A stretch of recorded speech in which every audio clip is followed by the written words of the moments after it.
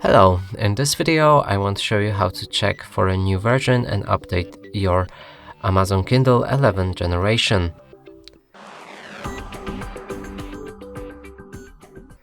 And to do this, we'll need to click on these three dots in the top right corner of the screen, open up the settings, navigate to Device Options, Advanced Options. Here select Update your Kindle, and you are about to update the software on your Kindle. Do you wish to continue? Click on OK. And now, after a bit of waiting, we should receive information if we need to update. And after the restart happened, device should be ready and updated.